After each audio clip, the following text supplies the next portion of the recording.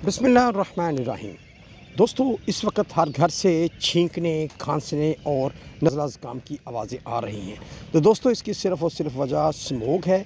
Smoke धुंध, धुआं और आलूदा ज़रात का मजमूआ होता है। दोस्तों, स्मोक की ज़्यादती इंसानी फेफड़ों को नुकसान देती है, आंखों को भी बुरी तरह मुतासर करती है और जल्द को भी नुकसान देती है।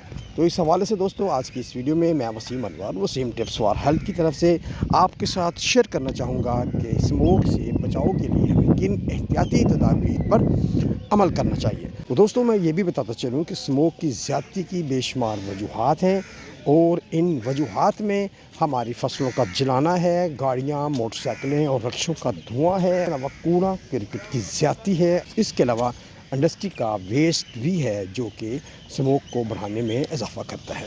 दोस्तों, इसमें कोई शक नहीं कि पिछले साल की निस्बत इस दफ़ा स्मोक कम है, लेकिन जितनी भी है ये इंसानी सेहत के लिए नुकसानदेह है। लिहाजा हमें कुछ एहतियाती तदाबीर अख्तियार करना होगी ताकि हम इसके नुकसान से भी बच सकें और स्मोक को कम करने के लिए भी अपना किरदार अदा कर सकें।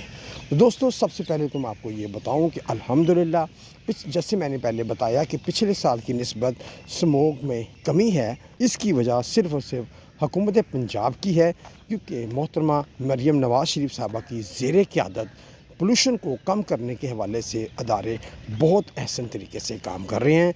गवर्नमेंट लेवल पे ऐसी मशीनें भी लग चुकी हैं जो स्मोक को कम करती हैं। लोगों में अवेयरनेस दी जा रही है, कॉलेजों स्कूलों में इसकी अवेयरनेस को बढ़ाया जा रहा है ताकि स्मोक को कम किया जा सके।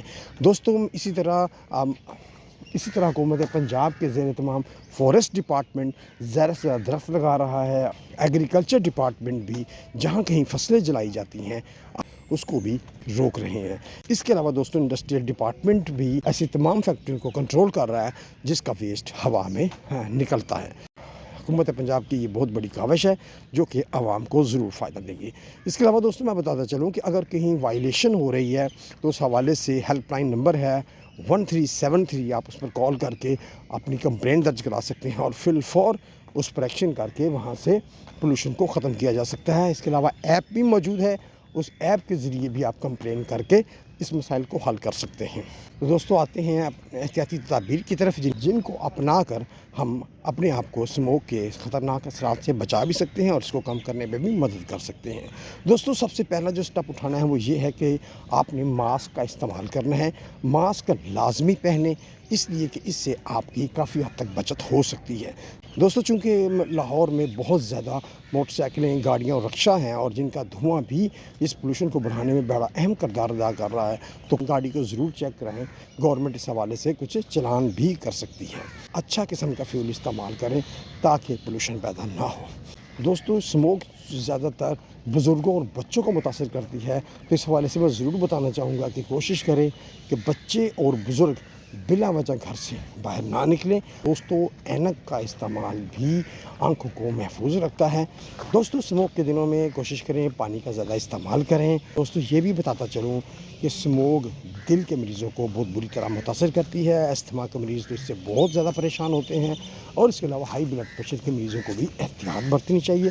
उनको चाहिए कि मास्क पहन के रखें और बिला वजह घर से हरगिज़ ना निकलें और अपनी दवाई प्रॉपर लें। पानी का ज़्यादा से ज़्यादा इस्तेमाल करें, ये भी आपको हाइड्रेट रखेगा और आपको इस स्मोक के नुकसान से बचा के रखेगा।